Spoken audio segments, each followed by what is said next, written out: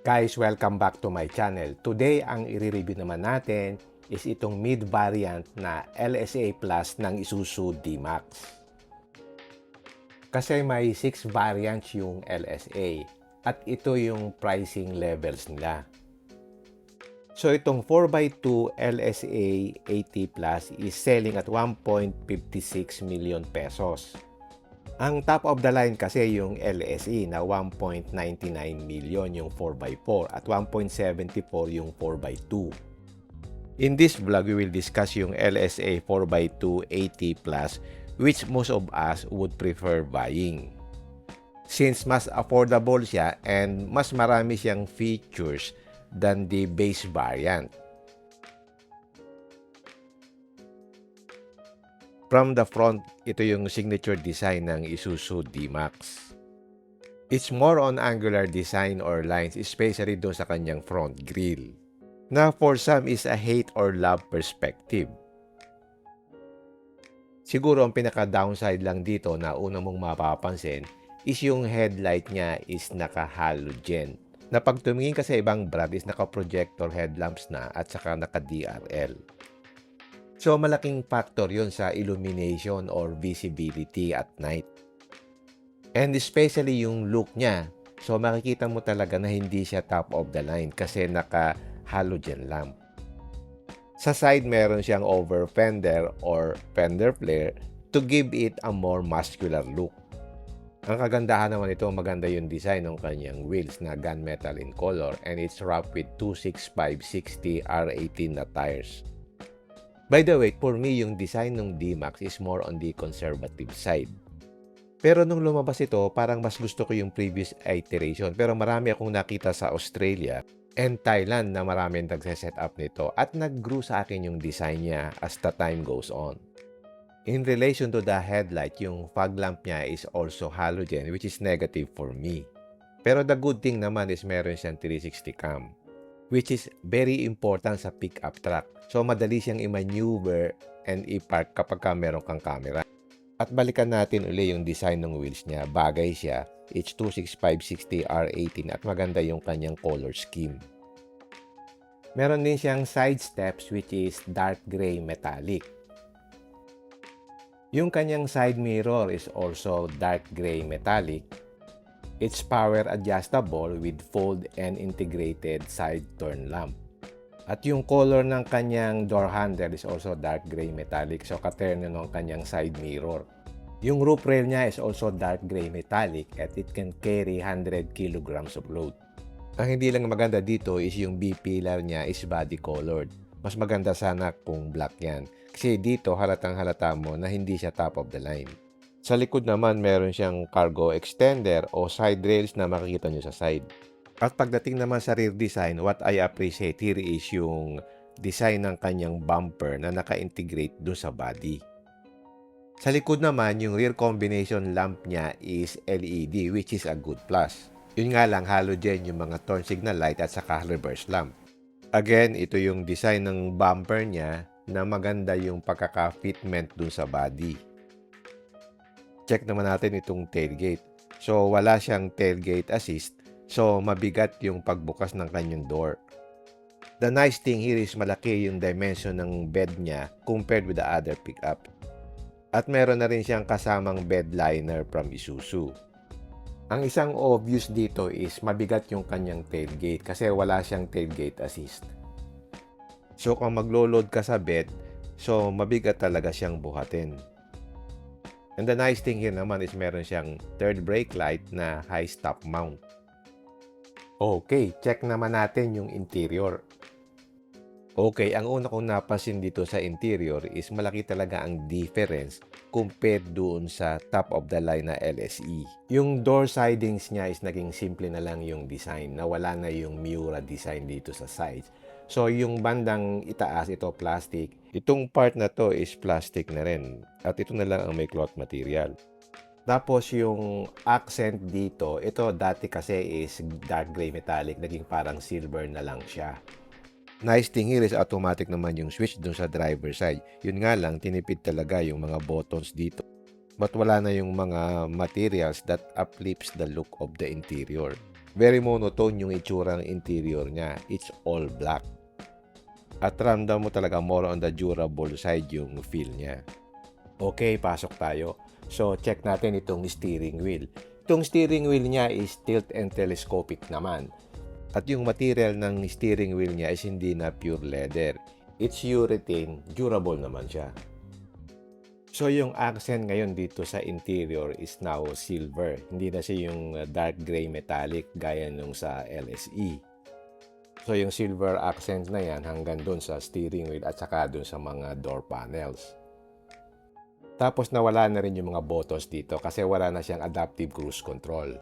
Meron pa rin siyang cup holder dito na pwede mong itapat dun sa aircon vent para lumamig yung iyong drinks, no? At dito sa baba naman, nandito yung switch ng traction control, yan yon.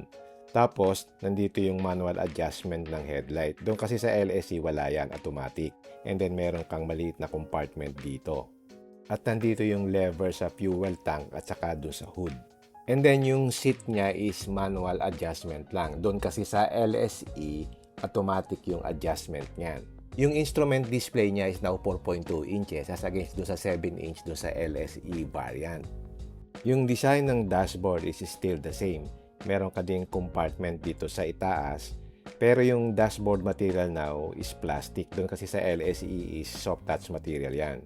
Yung infotainment system nitong LSA Plus is 10.1 inches, which is the same doon sa LSE. Doon kasi sa LSA lang, it's only 9 inches. It's full touchscreen display with wireless Apple CarPlay saka Android Auto with Bluetooth, clinometer, and offline navigation. So, naiba yung design ng control ng aircon. It's now yung parang rotary as against dun sa LSE na parang piano style.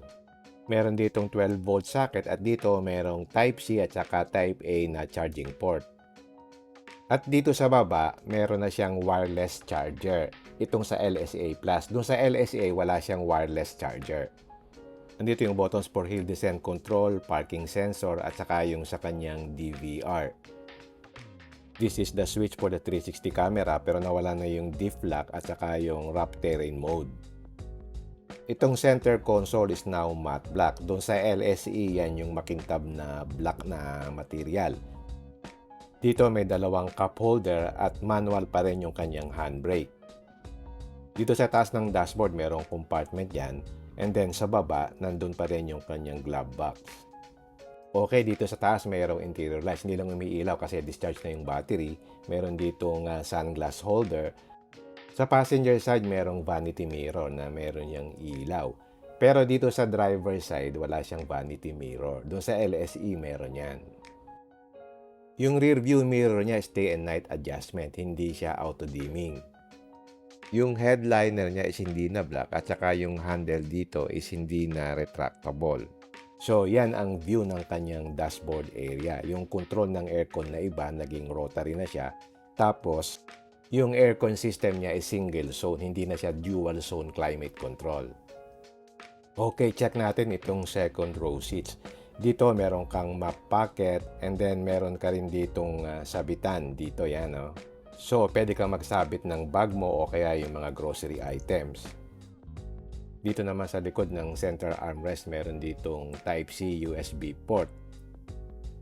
And then meron siyang dalawang aircon vent here which you can open and close. And then yung design ng kanyang door panel is plain na lang din. Nawala na rin yung Miura design. Check natin yung headroom. Maganda yung kanyang headroom. May mga 4 inches pa ako na headroom. I'm 5'7" in height. So maganda rin yung angle ng kanyang rear. At dito may center armrest, hindi ko lang mabuksan kasi may plastic. And then meron yung dalawang cup holders. 60-40 split din yung sa rear seat, no? Pwede mo siyang itaas. At dito sa ilalim, meron ka pa ditong compartment. Yan yung sa 40% side. Dito naman sa 60% side, meron din siyang compartment dito sa ilalim. At pwede mo rin siyang itaas. And then yung back seat, pwede mo siyang i-fold horizontally. So kung may kakarga ka na gusto mo naka-flat yung sa likod, pwedeng-pwede. At nandyan din yung lalagyan ng kanyang tools. Okay, check naman natin yung engine. Yung engine niya is the same din dun sa LSE. It's 4JJ3 It delivers 190 PS and 450 Newton meters of torque. It is mated to a 6-speed automatic transmission which is at par naman with other pickups. Kung medyo underwhelming ang ibang aspects nito, siguro bumabawi naman siya sa engine itong LSA 80 Plus. Since it has the same engine as the top of the line. Unlike dun sa ibang brands na smaller displacement nang ibinibigay sa mid-variant, pero not in the case of the D-Max. Kung ang priority mo talaga is long-term durability at performance ng engine, hindi ka talaga magsisisi dito sa 4JJ3. It's powerful and most fuel efficient in its class. So ano naman yung mga special features nitong LSA Plus? So in terms of pricing, mas mura siya ng 185,000 dun sa top of the line na 4x2 na LSE. At mas mahal siya ng 40,000 than the LSA. Basically, ang significant feature niya yung 10.1-inch full touchscreen display at meron na rin siyang 360-degree camera at saka yung wireless. Dun sa LSA, wala yan. In terms of safety naman, nabawasan yung kanyang airbags. So, from 7, naging 2 airbags na lang. At nawala din yung ADAS. Pero meron naman siyang ABS, ESC, Hill Descent Control, Hill Start Assist, at saka yung digital video recorder. Okay, ano naman yung mga pros and cons nitong D-Max LSA Plus? Ang number 1 pro niya is yung engine option niya na 3-liter. Sa mga pickup segment na mid-variant, itong D-Max ang may the same engine sa top of the line. Kasi sa Hilux, nandyan yung 2.4-liter mid-variant nila. Sa Ford naman, nandyan yung single turbo na 2.0. So, malaking advantage kung malaki yung displacement, especially kung ang purpose mo is mag-carry ng loads at kailangan mo ng malakas na power sa ganitong price point. Which leads me to the second pro nito, which is engine performance and durability. Nandyan na yung fuel efficiency at nandun yung power talaga ng 4JJ3 engine. Another pro nito is yung kanyang reliability. So pagdating sa engine, hindi ka magkakaproblema dito. At yung parts availability, hindi naman problema. Pagdating naman sa maintenance and service, I think mas mabilis siya kasi hindi siya high volume seller. So kukunti lang kayo, so madali kang maasikaso. Another pro nito is meron siyang 360 camera. Pagdating sa pickup, malaking bagay talaga yung meron 360 camera. Kasi kung hindi ka sanay sa malaking sasakyan at wala kang camera, medyo struggle talaga yung sa pag-park. Pero pag may 360 camera ka, mas madali talaga yung maneuverability. Another pro nito is yung kanyang loading capacity at saka yung laki ng kanyang bed size. Compared mo, for example, sa Hilux, mas malaki yung bed size niya. So, in effect, it can carry 1 ton of load while having a bigger area of bed. So, yan yung mga positives niya. Ano naman yung mga negatives? Ang unang mong mapapansin dito is yung halata mo na hindi talaga siya top of the line model. So, unang mong mapapansin yung headlight niya, hindi siya naka-LED. So, pag marunong kang tumingin, alam mo na hindi talaga siya top of the line. But yung ibang mid-variants kasi ng competitors niya, naka-LED na yung headlight. So, mas okay yun. At even yung fog light niya is halogen pa rin. Another negative here is wala siyang cruise control. So, kung mahalaga sa iyo yung cruise control, wala siya dito sa mid-variant. Another negative thing here is yung pagka-bland ng interior niya. Yung mga materials used here is mostly hard plastic. So, nag-iba talaga yung interior feel niya. Hindi talaga siya premium. So, kung gusto mo ng mas premium feel, doon ka sa LSE na top of the line. On the other hand, mas madali siyang linisin or i-maintain in the long run. Yung competitors niya kasi at this level, mas premium yung feeling, mas uplifting silang tingnan. Another negative thing here is mabigat yung kanyang tailgate kasi wala siyang tailgate assist. So, yan ang mga negatives nitong LSA Plus 4x2 80 variant ng D-Max. So, ano naman yung verdict ko? So, kung naghahanap kayo ng pangmatagalang partner sa isang pickup truck, go for this D-Max. So kung naghanap ka naman ng more on a lifestyle truck na medyo techy, comfort, at saka maganda yung interior, go for other brands. So itong mid-variant ng Isuzu D-Max is more on the utilitarian side. So yung mga features nito is medyo underwhelming. Marami siyang features and details na nagsasabi na cheaper variant talaga siya. Pero kung lakas and durability yung pag-uusapan, hindi ka magsisisi dito sa Isuzu D-Max LSA Plus. So, depende talaga yan kung ano yung hinahanap mo sa isang pickup truck.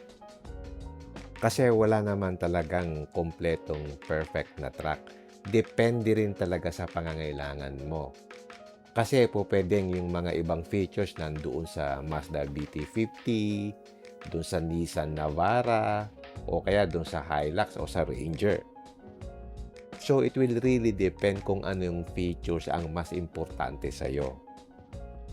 Kasi hindi naman pare-pareho ang needs ng mga owner. So, kung magpapadala ka sa mga opinion ng iba sa kanilang bad experience, hindi ka makakabili ng sasakyan na gusto mo. So, ang bilihin mo yung sasakyan na gusto mo at doon ka masaya. Kasi at the end of the day, pera mo naman yan eh. Mas mahirap yung nakabili ka ng sasakyan na hindi mo talaga gusto kasi nasway ka dun sa opinion ng iba, tapos makikita mo yung gusto mo na dumadaan sa harap mo at sasabihin mo sa sarili mo, sana yun na lang ang binili ko. So parang hindi ka rin fulfilled, di ba? So mas maganda yung sasakyan na kapag ka nagpa-park ka, lilingunin mo uli pabalik. Ibig sabihin, masaya ka sa binili mo. Okay, hanggang dito na lang.